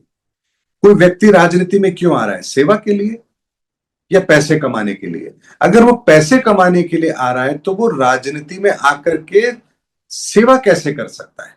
और एक बात को बड़े ध्यान से हमें समझनी पड़ेगी। जैसे हमारा शरीर है, दिमाग अपना काम करता है, आंखें अपना काम करती है, हाथ अपना काम करते हैं, पांव अपना काम करता है, मुंह अपना काम करता है, पेट अपना काम करता है। अब इसमें से कोई भी एक अंग अपना काम ढंग से ना करे तो क्या होगा? अगर आपकी आंखें ढंग से काम नहीं कर रही है तो क्या आपके हाथ ढंग से काम कर पाएंगे? नहीं, दिक्कत होगी मुझे भी बहुत। दिक्कत होगी। क्या आप उतनी ताकत के साथ चल पाएंगे, उतनी तेज गति के साथ चल पाएंगे? नहीं चल नहीं। पाएंगे। नहीं। क्यों नहीं चल पाएंगे? क्योंकि आपके पांव काम नहीं कर रहे, आपको दिख नहीं रहा, रास्ता नहीं पता, तब चलोगे कैसे? तो आपका एक अंग यदि अपना ढंग से काम ना करे तो पूरे शरीर पर उसका असर पड़ता है। उसी तरीके से समाज के अंदर भी कोई भी वर्ग यदि ढंग से काम नहीं कर रहा है तो उसका असर पूरे समाज पर होगा। अगर नेता भ्रष्टाचार कर रहे हैं और सोचे कि हम सख्त कानून बना करके दुनिया को ठीक कर दे, दुनिया से मतलब जनता को ठीक कर दे, कभी हो ही नहीं सकता। एक सफाई कर्मी अगर ईमानदारी से काम कर रहा है तो उसका असर भी पूरे समाज पर होगा। एक डॉक्टर यदि ईमानदारी से काम कर रहा है तो उसका असर भी पूरे समाज पर होगा। एक राजनेता भी ढंग से काम कर रहा है तो उसका असर पूरे समाज पर होगा। एक धर्मगुरु भी अगर ढंग से काम कर रहा है तो उसका असर समाज पर होगा। एक ज्योतिषाचार्य भी ढंग से काम कर रहा है तो उसका असर समाज पर होगा। एक मीडिया पर्सन भी अपना काम ढंग से कर रहा है तो उसका असर समाज पर होगा। तो समाज का हर अंग ढंग से काम करे, ये बहुत जरूरी है। लेकिन उसके लिए हमारी सोच भौतिकवादी सोच से सनातनी सोच का होना बहुत जरूरी है। अगर सनातनी सोच होगी तो हमें बात समझ में आएगी कि जिस जगह ईश्वर ने हमें खड़ा किया है, जिस कार्य के लिए खड़ा किया है, एक बहुत बड़ा अवसर ईश्वर ने हमें दिया है। और इस अवसर को यदि मैं ढंग से यूज नहीं कर रहा हूं तो मेरी गति क्या होनी है ये मुझे पता होना चाहिए। तो अगर ईश्वर ने, मान लीजिए, आज मुझे ज्योतिषाचार्य अगर बनाया है, वो विधा मुझे दी है, वो ज्ञान मुझे दिया है, और अगर इसका उपयोग मैं केवल और केवल धन कमाने में कर रहा हूं तो क्या ईश्वर मुझे इसके आगे प्रमोट करेगा या मुझे डिमोट करेगा? डिमोट करेगा। तो यहां एक बात समझनी पड़ेगी कि अगर हम जिस जगह हैं वहां से अगर हम अच्छा कर्म नहीं कर रहे हैं तो हमारी आगे की तरक्की तो हमने खुद ने अपने हाथों से खत्म कर ली। और ईश्वर जो हमारी कैटेगरी होगी हमें उसी कैटेगरी में ले जाकर के पटक देगा। ये विधि का विधान है, ये इसमें कोई कुछ नहीं कर सकता। भगवान श्री कृष्ण के पुत्र भी, यदुवंश का सर्वनाश हुआ क्योंकि उन्होंने, स्वयं भगवान श्री कृष्ण के पुत्रों ने भी अगर उस नियम की पालना नहीं की तो अपना विध्वंस खुद लिखा है ना उन्होंने। यही प्रक्रिया इस धरती पर काम करती है। इसीलिए हम जहां पर भी हैं वहां पर हमें ईमानदारी से काम तो करना पड़ेगा। ये ईमानदारी से किया हुआ काम समाज को तो बाद में फायदा देगा, सबसे पहले आपकी गति को सुधारेगा। अगर आपकी गति सुधर रही है तो आपको फिर करना क्या है बताइए? यही तो काम करना चाहते थे, यही तो करना हमारा उद्देश्य था। आप पैसा क्यों कमाना चाहते हैं? इसलिए कि आपकी जिंदगी बेहतर हो, इसीलिए करना चाहते हैं ना, इसीलिए कमाना चाहते हैं। लेकिन क्या पैसे से आपकी जिंदगी बेहतर हो जाएगी? अगर पैसे से जिंदगी बेहतर हो जाएगी तो हर पैसे वाले की जिंदगी बेहतर होनी चाहिए। तो इसका मतलब पैसा तो आपको बेहतर जिंदगी नहीं देगा। इसका मतलब आपको बेहतर जिंदगी के लिए क्या करना है, बड़े ध्यान से समझिए अब बात को। आपको अपनी जिंदगी को बेहतर बनाने के लिए जो 7 ऊर्जाओं का कॉम्बिनेशन आप लेकर इस धरती पर आए हैं, आपको उन 7 ऊर्जाओं के कॉम्बिनेशन के साथ तालमेल बिठा करके उनको बेहतर तरीके से अपने जीवन में उसका इस्तेमाल करना है। यहां से आपकी गति सुधरेगी। और एक ऐसा सेल्फ मैकेनिज्म है, ये ऊपर वाले का एआई सिस्टम है जो अपने आप काम करता है, अपने आप काम करता है। आप जिस नियम की पालना कर रहे हैं आपके साथ वैसा ही परिणाम घटित होगा। आप उससे बाहर जा ही नहीं सकते। आपको भूख लगी, आपको भोजन करना पड़ेगा, और कोई दूसरा तरीका है आपके पास में? इसी तरीके से इस धरती के, इस प्रकृति के कुछ नियम हैं। उन नियमों के आधार पर यदि हम चल रहे हैं तो हमारी गति सुधरेगी। अब अगर हम एक बात को, इसको ऐसे समझते हैं, आप पैसा तो कमा रहे हैं, लेकिन वो पैसा आपका धर्म के रास्ते पर आकर के नहीं है, यानी कि धर्म के रास्ते से आपने नहीं कमाया, बेईमानी से कमाया है, रिश्वत से कमाया, चोरी से कमाया है, तो वो पैसा अपने साथ में वही ऊर्जा भी लेकर आ रहा है, नकारात्मक ऊर्जा। और वो धन आपके जीवन में अगर शामिल होगा तो वही तकलीफें भी लेकर के शामिल होगा। इसीलिए आप धन तो कमा रहे हैं, लेकिन साथ में तकलीफें भी कमा रहे हैं। और इसी चीज को शुद्ध करने के लिए तुम क्या करते हैं? भगवान के आगे समर्पित करते हैं किसी भी चीज को। हम जब कुछ कमा के लाते हैं तो हमारे घरों में एक परंपरा है ना, हम भगवान के सामने वो रख देते हैं, हे ईश्वर आपको समर्पित है। अब हमने धन ईश्वर को समर्पित कर दिया, अब ईश्वर का आशीर्वाद हमें मिल रहा है उसी धन के रूप में। धन हमारा ही है, लेकिन अब ईश्वर को समर्पित करने के बाद वो धन पवित्र होकर आपको मिल रहा है। हम जब भोजन बनाते हैं घर के अंदर, भगवान के आगे भोग लगाते हैं, हाथ जोड़ते हैं, हमने भगवान को भोजन समर्पित किया, वो प्रसाद के रूप में हमें मिल रहा है। यही परंपरा हमें अपने जीवन में अपनानी चाहिए। आप सोचिए कि आप चोरी का पैसा भगवान को चढ़ाओगे क्या? आप बेईमानी का पैसा चढ़ाओगे? आप कभी ऐसा नहीं कर सकते। इसीलिए हमें समझना पड़ेगा कि धन के पीछे भागने से ज्यादा बेहतर है धन सकारात्मक तरीके से आए और ईश्वर की कृपा से आए, तो उस धन में बरकत है। अब एक छोटी सी बात हम यहां रखें। एक व्यक्ति है, बहुत पैसे वाला है, और अपने बच्चे को दुनिया के बड़े से बड़े कॉलेज में भेजा है उसने पढ़ने के लिए, लेकिन वो बच्चा जुआरी, शराबी और व्यभिचारी बन जाता है। तो क्या वो अपने पैसे से उस बच्चे को सुधार सकता है? उसका जीवन बदल सकता है? क्या ऐसा संभव नहीं है कि किसी बहुत अमीर घराने का बच्चा गलत रास्ते पर हो? लेकिन दूसरी तरफ एक गरीब आदमी, वो क्या सोचता है, अरे यार मेरे पास तो पैसा नहीं है, तो मैं अपने बच्चे को कैसे आगे बढ़ा पाऊंगा, उसकी जिंदगी कैसे बना पाऊंगा? तो वहां वो गरीब आदमी यदि अपने बच्चों को संस्कार दे रहा है, और वो बच्चा भी वो संस्कार ले रहा है और मेहनत करके पढ़ रहा है और एक दिन आईएएस बन जाता है, आप बताइए क्या उसका पूरा परिवार सुखी नहीं हुआ? तो यहां ईश्वर की कृपा आपको किस तरह से मिल रही है कि आप अभाव में जिंदगी जी रहे हैं, तो भी आपके घर में ऐसा कुल दीपक है जो आपकी आने वाली पीढ़ी को एक रास्ता दिखा रहा है। और अगर आपका धन सही नहीं है, तो आपके उस धन के कुबेर के अंदर भी ऐसा सांप आकर के बैठ गया जो आप ही के धन को बर्बाद करेगा। तो इस बात की गंभीरता को हमें समझना है कि सनातन के पैरामीटर पर चीजों को अगर हम समझेंगे, तो हम जिंदगी में कभी भी गलत रास्ते पर जा ही नहीं सकते, जा ही नहीं सकते। क्योंकि हमें पता है कि ये कर्म करने पर कौन सा कर्म बनेगा, कौन सा कर्म बंधन बनेगा, और एक कर्म बंधन आपको देगा क्या। तो अगर ये विज्ञान आपको पता है, तो आप भूल करके भी गलती नहीं करोगे। आपको पता है चाकू ऐसे हाथ करता है, अब आप हाथ पे चलाओगे क्या चाकू?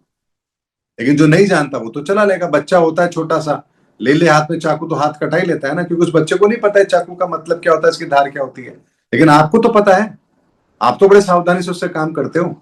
ऐसे ही अगर हमें सनातन के बारे में पता लगा, सनातन धर्म के बारे में पता लगा, सनातन के नियम क्या है उसके बारे में पता लगा, तो यकीन मानिए इस धरती पर कोई भी ऐसा इंसान नहीं होगा जो गलत काम करेगा। अभी तो हमें यही नहीं पता कि गलत काम करने का मतलब क्या था। हमें तो इतना तो पता है, अरे पाप करेंगे तो नरक मिलेगा। फिर आदमी सोचता है, पाप देखा किसने, नरक देखा किसने, होगा जो देखा जाएगा, इस जन्म में तो भुगत लो, इस जन्म में तो भोग लो। लेकिन इसी जन्म में वो कैसे काम करता है मैकेनिज्म, ये आपको समझना पड़ेगा। तभी तो एक आदमी रईस घर में पैदा होता है, एक आदमी गरीब घर में पैदा हो रहा है। एक आदमी शरीर से अपाहिज पैदा हो रहा है, एक आदमी शरीर से बहुत बेहतर हो रहा है। एक के माँ बाप बहुत अच्छे हैं, संस्कारित, एक के माँ बाप ऐसे हैं कि रोज घर में झगड़ रहे हैं, दारू पी रहे हैं। तो ये सारी विविधताएं जो हमको मिल रही है, ये किस आधार पर मिल रही है? कि इसी सनातन के विज्ञान के आधार पर आपको बात समझनी पड़ेगी कि कर्म का एक सिद्धांत है। ये सिद्धांत ऑटोमेटिक एआई की तरह काम करता है, ऊपर वाले का मैकेनिज्म है जो अपने आप काम करेगा। इसके बाद ये रास्ता, इसके बाद ये रास्ता प्री डिसाइडेड है, इसमें कोई नियम बदल नहीं सकता। जी सर, आपने बहुत सुंदर कर्म के फिलोसॉफी को समझाया। अब मैं आगे बढ़ूं और हम बात करें आध्यात्म की, धर्म की।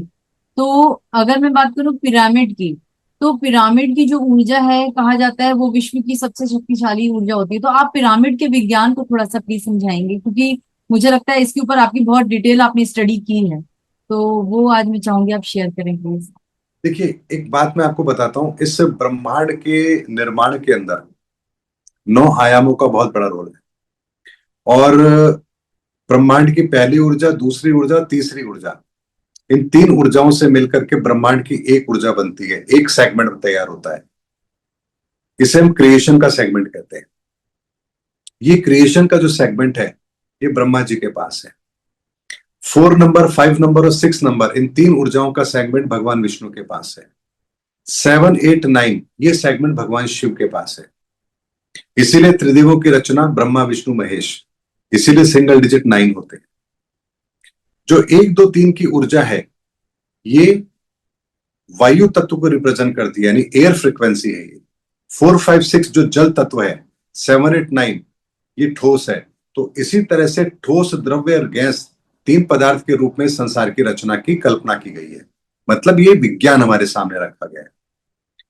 पिरामिड की शेप आप जब देखेंगे तो वो आपको इस तरह से, इस आकार में मिलती है। पिरामिड का मतलब होता है कि जब आप ब्रह्मांड की उस ऊर्जा को इस धरती पर स्थापित करना चाहते हैं, उस फ्रीक्वेंसी को आप यहां चाहते हैं, तो आप पिरामिड्स का निर्माण करते हैं। पिरामिड का निर्माण इसलिए भी किया जाता है ताकि हम ईश्वरीय उस ऊर्जा से अपने आप को कनेक्ट कर सके। और इसीलिए जहां भी इस विज्ञान की बात की जाएगी वहां आपको एक पॉइंटेड शेप जरूर मिलेगी। हमारे मंदिरों में गुंबद मिलेगा ऊपर, सिख अपने जो ये सिख होते हैं उनके गुरुद्वारे उसमें भी आपको मिलेगा, चर्च में भी आपको मिलेगा, और आपको ये जो हमारे मुसलमानों की होती है मस्जिद, उसमें भी मिलेगा आपको। ये उस एनर्जी को आपकी तरफ आकर्षित करने का विज्ञान है। आप जिस भी धर्म स्थल पर बैठे हैं, आप देखिए धर्म स्थलों में चीज ज्यादा होती है। क्यों होती है? कि जब आप धर्म स्थल पर बैठे हैं तो आप उस ब्रह्मांडीय ऊर्जा से अपने आप को कनेक्ट करना चाहते हैं। ब्रह्मांडीय ऊर्जा से जब आप अपने आप को कनेक्ट करेंगे और वहां पर एक एटमॉस्फेयर ऐसा बना दिया जाए प्राकृतिक तौर पर कि आपको आसानी रहे, तो ये आपके लिए बेहतर होगा। और इसी विज्ञान के आधार पर पिरामिड्स की रचना की गई है। इसी पिरामिड की एक संरचना हमारे शरीर के अंदर भी काम करती है। हमारा जो गर्दन और गर्दन के ऊपर का हिस्सा है, यहां भी एक फ्रीक्वेंसी के लेवल पर 369 की ऊर्जा काम करती है। आपके इस मेरुदंड के पीछे 3 उंगल ऊपर हमारी मति है, जहां पर 3 की ऊर्जा काम करती है, क्रिएशन की ऊर्जा काम करती है। वहां से 6 उंगल ऊपर आपका ये ऊर्जा खंड है, जहां पर ब्रह्मांड की 6 नंबर की ऊर्जा, विष्णु की ऊर्जा काम करती है, जो पालना का काम करती है, यानी आपके पूरे शरीर को एनर्जी देने का काम करती है। और वहां से 9 उंगल नीचे आपकी भ्रकुटी है, यहां पर शिव ऊर्जा काम करती है, अर्थात सृजन और संहार दोनों ऊर्जाएं काम करती है। और इसीलिए थर्ड आई हमारे यहाँ होती है, भगवान शिव के भी यहाँ थर्ड आई है, क्योंकि ये शिव की ऊर्जा है। इसी तरह से 369 की ऊर्जा आपके भीतर काम करती है, और ये 369 की ऊर्जा आपके शरीर के अंदर चैनलाइज होती है, तो आपका जीवन बेहतर बनता है। 3 की ऊर्जा को ठीक करेंगे तो यहां से आपके विचार शुद्ध होंगे। 6 की ऊर्जा से ऊर्जा लेंगे तो ब्रह्मांड की सकारात्मक ऊर्जा आपके शरीर में आएगी। और 9 की ऊर्जा से आप अंतर जगत की यात्रा करना आरंभ करते हैं, यानी कि आप अपने आप को पदार्थ और ऊर्जा के लेवल पर डिफाइन करना शुरू करते हैं। मैं और मेरी आत्मा, जैसे हार्डवेयर और सॉफ्टवेयर होता है, उसी तरीके से आपका शरीर और आपकी चेतना, ये दो अलग अलग चीज है। आपके शरीर ने मां के गर्भ से जन्म लिया, आपकी चेतना ने मां के गर्भ से जन्म नहीं लिया है। चेतना ने तो उस परब्रह्म की गर्भ से जन्म लिया है, तो उसका अंश है। वही चेतना मां के गर्भ के अंदर बालक के रूप में आपको शरीर मिल रहा है, उससे आप बाहर आ रहे हैं। ये आपका शरीर ये अलग लेवल पर है, भौतिक लेवल पर है। और चेतना आपके इस जन्म से पहले भी थी और इस मृत्यु के पश्चात भी होगी। तो कर्मों के बंधन से आपकी चेतना बंधती है, आपका शरीर नहीं बंधता है। इसीलिए हमें दो चीजों को समझना पड़ेगा कि हमारा शरीर और हमारी चेतना दो अलग अलग चीज है। हमने सारी एनर्जी इस शरीर के लेवल पर लगा रखी है। सोना है, खाना है, घूमना है, ये देखना है, ये पसंद है, ये पसंद नहीं है, सब कुछ इस शरीर के लेवल पर है। लेकिन चेतना के लेवल पर, चेतना के लेवल पर तो हम कुछ जानते ही नहीं है। तो पिरामिड जो होते हैं ये आपको चेतना के स्तर पर ऊर्जा देने का काम करते हैं। इसलिए इसकी जो शेप है ट्रायंगल शेप होती है, ये मैंने कहा इस ब्रह्मांड के अंदर हर चीज के निर्माण में 3 की संख्या का बहुत बड़ा रोल है। इसीलिए ये 3 ट्रायंगल जो होते हैं, ट्रायंगल का जो रूप है, 3 की जो संख्या है, ट्रायंगल में तीन रेखाएं, इनका बहुत बड़ा रोल है। और ये हमें चेतना के स्तर पर उस पर ब्रह्म प्रकृति से कनेक्ट होने का एक साधन देती है। ये बहुत बड़ा विज्ञान है, बहुत बड़ा विज्ञान है। इस विज्ञान की गहराई को अगर हम समझेंगे तो हम अपने आप को और अपनी चेतना के लेवल पर हम दोनों चीजों को अलग कर पाएंगे। सर आपने पिरामिड को बहुत अच्छे से, एकदम इजी लैंग्वेज में बहुत अच्छे से समझाया। मैं एक चीज और यहाँ पे जो मेरे मन में डाउट है वो पूछना चाहूंगी। जैसे आपने बताया कि हमारी ऊर्जा यहाँ शुरू होकर 3 उंगल ऊपर, फिर यहाँ और फिर यहाँ आ जाती है। तो अभी जो ये हमारी चेतना का लेवल अभी सोया हुआ है, इसको उठाने के लिए हमें क्या करना चाहिए? देखिए, अब एक बात समझते हैं। चेतना के लेवल पर अगर आपको देखना है तो आपको 7 ऊर्जाओं पर जाना पड़ेगा। उसके लिए हमारे 7 ऊर्जा चक्र हमारे शरीर के अंदर है। ये मैंने आपको 369 की एनर्जी की बात की है। यहां आपके 7 ऊर्जाओं का खंड अलग है। स्वादिष्ठान चक्र से लेकर के आपके सहस्त्रार चक्र तक का ये जो सिस्टम है, ये काम करता है। किस लेवल पर आपकी सोच काम कर रही है, आपकी ऊर्जा का लेवल जिस लेवल पर होगा, आपकी सोच, आपका कर्म उसी लेवल का होगा। अगर हम मूलाधार चक्र पर हैं, मूलाधार चक्र से लेकर के हमारा और जो सहस्त्रार चक्र तक का ये 7 चक्रों का जो हमारा जो कॉम्बिनेशन है पूरा का पूरा, अगर मूलाधार चक्र में हम हैं तो हम केवल और केवल भोग विलास ये इसी के अंदर पड़े रहेंगे। उससे ऊपर आएंगे तो भोग विलास के साथ में भोजन, उससे ऊपर आएंगे हृदय चक्र तक आएंगे तो हमारे हृदय, हमारे विचार शुद्ध होने लगेंगे। यहां तक कंठ तक आएंगे आप विशुद्ध चक्र तक तो हम, हमारी वाणी, यहां पर आएंगे तो हमारा ज्ञान चक्षु, और यहां पर आएंगे तो परब्रह्म से मुलाकात, सहस्त्रार चक्र। इसी तरीके से आप अपने किस ऊर्जा के लेवल पर अपने जीवन को जी रहे हैं, ये इसके ऊपर निर्भर करेगा। तो जैसे जैसे आपके कर्म सही होते हैं, आप उन चीजों से अपने आप को हटा करके अपनी ऊर्जा पर काम करते हैं, ये ऊर्जा चक्र सक्रिय होना शुरू होते हैं और सहस्त्रार चक्र पर आकर के हमारी यात्रा पूर्ण होती है। ये तो हुई आपकी अवेकनिंग की यात्रा। लेकिन जो 369 की जो मैंने आपको बताई है, ये बाय डिफॉल्ट पहले दिन से हमारे पास एक्टिवेट रहती है। विचार तो आएंगे ही आएंगे आपके, ब्रह्मांड से ऊर्जा तो आप लेंगे ही लेंगे। और ये जो तीसरा नेत्र है हमारा, ये सबके पास होता है। ऐसा नहीं कि कुछ को सर्जरी करके लगवाना पड़ता है, ये सब चीजें हमारे पास में है। तो विचार आपके आ रहे हैं, लेकिन उस विचारों में हमने स्थान किसको दिया है, या थोड़ा सा अगर परिवर्तन करेंगे तो हमारे विचार सही हो जाएंगे। ध्यान में बैठ करके हम अगर उस परब्रह्म परमात्मा से जुड़ने की कोशिश करेंगे तो इस ऊर्जा खंड से हमारे भीतर उस सकारात्मक ऊर्जा ब्रह्मांड की प्रभावित होगी। वो प्रभावित होगी तो हमारे 7 चक्रों को बैलेंस करने में मदद मिलेगी। और 9 की जो ऊर्जा है, ये ऊर्जा तो संपूर्ण ऊर्जा है। इसे कहते हैं शून्य में स्थापित होना, क्योंकि यहीं से बाहर की यात्रा और यहीं से भीतर की यात्रा है। जैसे बाहर आपको सब कुछ दिख रहा है, पूरा संसार दिख रहा है, ऐसे ही यहां से भीतर की भी यात्रा है जहां भी पूरा संसार है। इसीलिए कहा जाता है कि शून्य में स्थिर हो जाओ, अर्थात अपनी इस चेतना में स्थिर हो जाओ। यहां से बाहर की यात्रा तो आप इजीली कर लेते हैं, आपको सब कुछ दिख रहा है, लेकिन यहां से भीतर की यात्रा भी एक यात्रा है। जैसे आप एक पूरा संसार देख रहे हैं, उसी तरीके से एक अंतर जगत का संसार है, चेतना का संसार है, ऊर्जाओं का संसार है। और हमारी उपस्थिति हमेशा वही रहती है। हम तो थोड़े समय के लिए इस चेतना के साथ इस भौतिक संसार में आते हैं, कर्म करते हैं, और फिर हम उसके अंदर लेखा जोखा ऐड करके अगली गति में चले जाते हैं। इसीलिए इस विज्ञान को हमें समझना पड़ेगा। इस विज्ञान को समझने पर यकीन मानिए, इस दुनिया की ऐसी कोई समस्या नहीं जिस समस्या का समाधान हमारे पास ना हो। और यही तो सतयुग है। सतयुग का मतलब क्या होता है? क्या सतयुग में किसी के पेट में दर्द नहीं होता था क्या सतयुग में कोई गरीब नहीं था? क्या सतयुग में ऐसा नहीं होता था किसी की बच्चे की शादी नहीं हो रही? या सतयुग में ऐसा नहीं होता था किसी के संतान नहीं हो रही? समस्याएं तो सतयुग में भी यही थी। लेकिन सतयुग के अंदर व्यक्ति आत्मा के स्तर पर इस रहस्य को जानता था, तो वो जानता था कि ये तकलीफ मेरे जीवन में इस ऊर्जा के खराब होने के कारण से आई है। तो वह व्यक्ति वहां उस ऊर्जा पर काम करके अपनी उस परिस्थिति को सुधारता था।